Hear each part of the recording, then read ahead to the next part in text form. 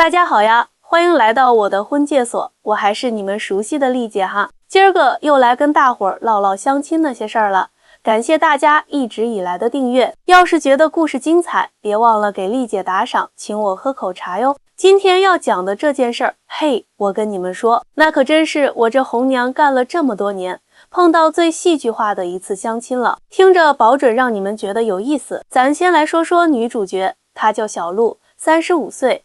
按现在的说法，算是大龄剩女一枚了。不过啊，可别小瞧这年纪，人家小璐条件那可不是一般的好，硕士毕业，瞧瞧这学历，就够让人羡慕的了吧？而且啊，她年薪能有30万呢，在一家外企当部门经理，妥妥的职场精英。再说说长相，那叫一个端庄大气，身材也保养得特别好，一看就是平时很自律的人。唯一呢，可能就是在感情这方面有点太挑剔了。这些年啊，小璐相过不少亲，每次回来跟我讲，不是说这个没感觉，就是觉得那个和自己灵魂不契合。哎，我就琢磨着，这灵魂契合到底是啥样的标准呢？这不，前几天小璐又来找我了，一进门就跟我说，丽姐，我还是想再试试，看看能不能找到那个对的人。我一听，赶忙说，行啊，小璐，你跟姐说说你这次的要求，姐肯定尽力给你找。小璐也不含糊，立马就说出了几个条件。男方必须得有房有车，这是基本的吧。年收入呢，不能低于50万，最好是海归，要是国内的也得是985高校毕业的。身高嘛，不能低于175厘米。长相至少得中等以上，性格得成熟稳重，最好还能幽默风趣，不然生活的多无趣啊！我听完心里就开始打鼓了，这要求可不低啊！但咱做红娘的职责就是帮客户尽力找到合适的对象，再难也得试试不是？于是我就开始在我那一堆资料里翻找，花了好几天的时间，眼睛都看花了。终于挑出了一个自认为还不错的小伙儿，叫阿峰。阿峰38岁，比小璐大3岁，是国内顶尖大学毕业的，现在在一家知名企业当部门总监，年薪能有60万呢。有车有房，经济条件那是没得说。虽然长相普通了点，但身高有180厘米，而且据我了解，性格也挺随和的。我心里想着，这条件和小璐挺搭的呀，说不定这次能成呢。到了约见那天，我特意选了一家环境优雅的咖啡馆，想着氛围好点，俩人交流起来也自在些。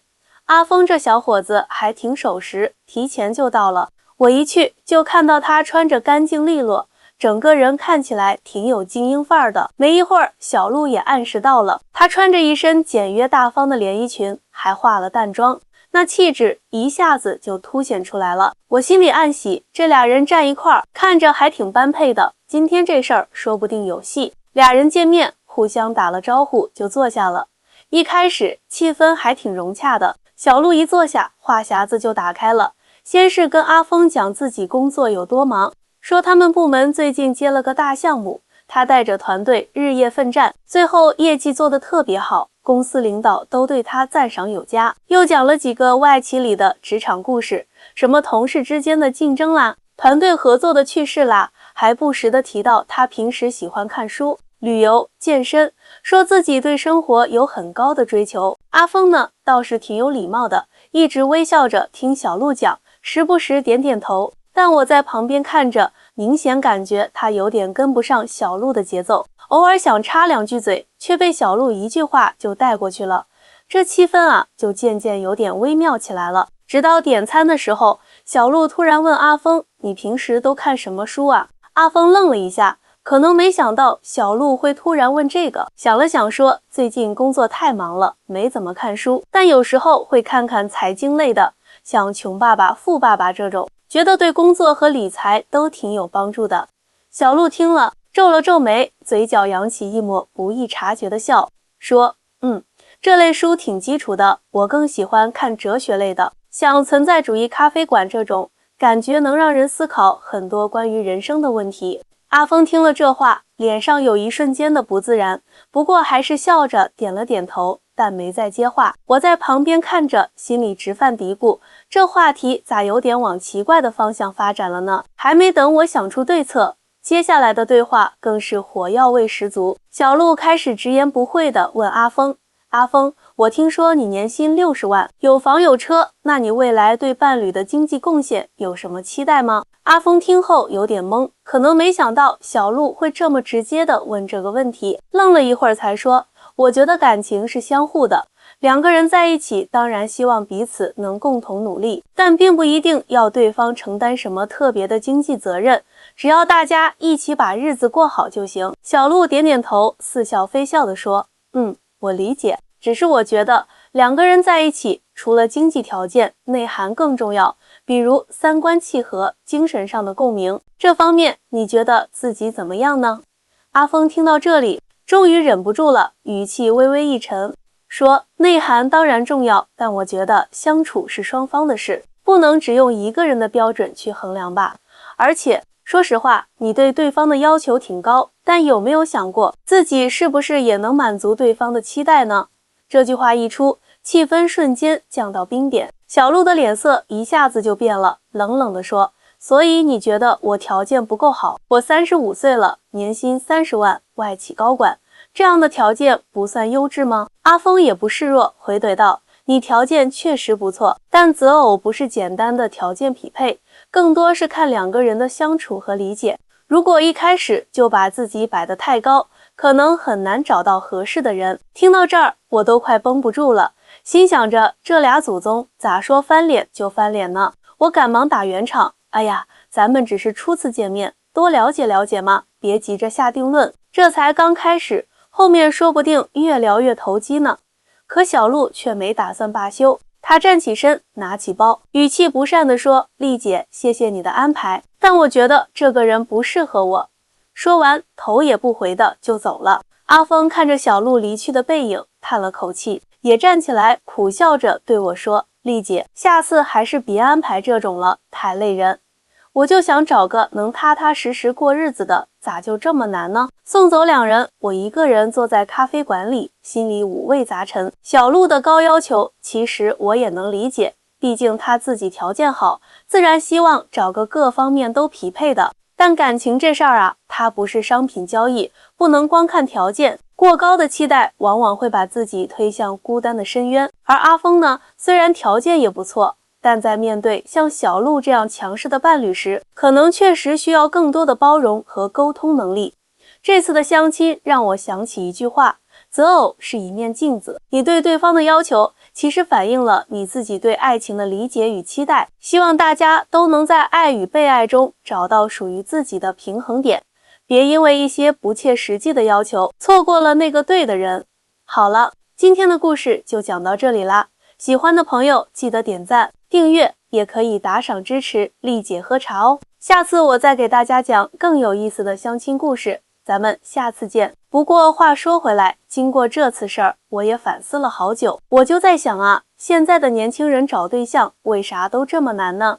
就拿小鹿和阿峰来说，其实他俩条件都不差，要是能好好相处，互相理解，说不定真能成一对儿呢。可就是因为一些观念上的差异，还有沟通方式的问题，最后闹得这么不愉快。小鹿呢，他一直强调灵魂契合，追求精神层面的共鸣，这本身没错，但他可能在相亲的时候太急于展现自己的优势，想一下子就找到那个完全符合自己标准的人，却忽略了对方的感受。就像他跟阿峰聊看书那事儿，他觉得自己看哲学类的书就比看财经类的书有深度，这种比较其实挺伤人的。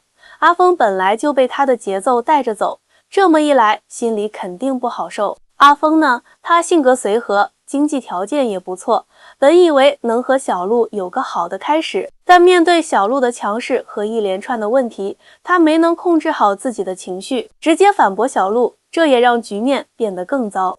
要是他能换一种方式，比如先肯定小鹿的观点，再委婉地表达自己的想法，说不定结果就不一样了。从那以后，我在给客户介绍对象的时候就更加谨慎了，不光看双方的外在条件，还会花更多时间去了解他们的性格、观念和沟通方式。我会提前跟他们沟通，让他们在相亲的时候多一些包容和理解，别一上来就带着过高的期待。有一次，我给一个叫小敏的姑娘介绍对象，小敏32岁，是个小学老师，性格温柔善良，长相也很甜美。她的要求相对没那么高，就是希望男方工作稳定，有责任心，能聊得来就行。我给她找了个叫宇轩的小伙子，34岁，在一家国企上班，性格沉稳。见面之前，我就分别跟小敏和宇轩聊了很久。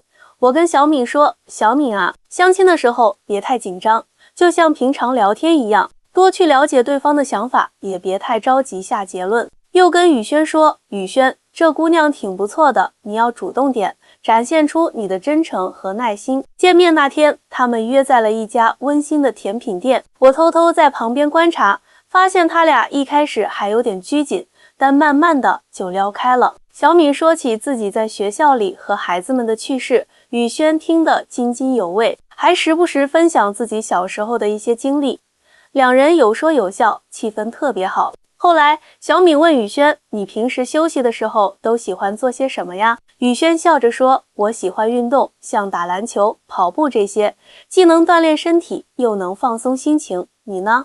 小敏眼睛一亮，说，我也喜欢运动，不过我更喜欢瑜伽，感觉能让身心都得到放松。就这样，他们找到了共同的兴趣爱好，话题也越来越多。这次相亲结束后，小敏和宇轩都给我发消息，说对彼此印象都很好，想再进一步了解。我听了特别开心，感觉自己的努力没白费。后来啊，他俩真的在一起了，现在感情还特别好。通过这2个例子，我就越发觉得相亲其实是一门学问。作为红娘，我不仅要给双方牵线搭桥，更要引导他们用正确的方式去相处。而对于那些正在找对象的朋友们来说，一定要明白，爱情不是单方面的要求和期待，而是双方的理解、包容和共同成长。就像小鹿和阿峰那次相亲，要是他们能明白这个道理，也许就不会错过彼此了。咱找对象不能光盯着那些外在的条件，更要注重2个人之间的感觉和相处的氛围。有时候稍微降低一点标准，多一些耐心和理解，说不定就能遇到那个对的人。我还遇到过一些客户，他们总是觉得自己条件好，就应该找个各方面都完美的对象，但实际上人无完人，每个人都有自己的优点和不足。在相亲的时候，我们要学会欣赏对方的优点，包容对方的不足，这样才能让感情长久。比如说，有个叫嘉豪的小伙子，他自己开了一家公司，事业做得风生水起，经济条件自然是没得说。他找对象的要求就是女方要漂亮、温柔，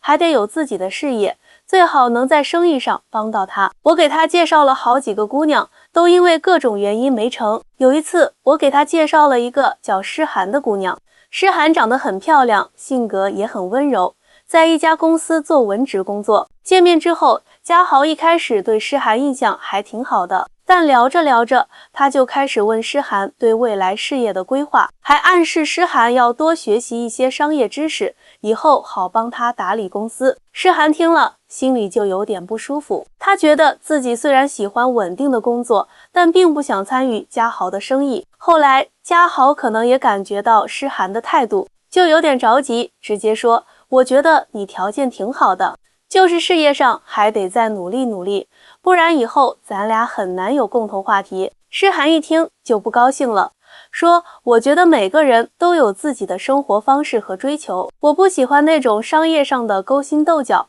我就想过简单平淡的日子。”这次相亲又以失败告终。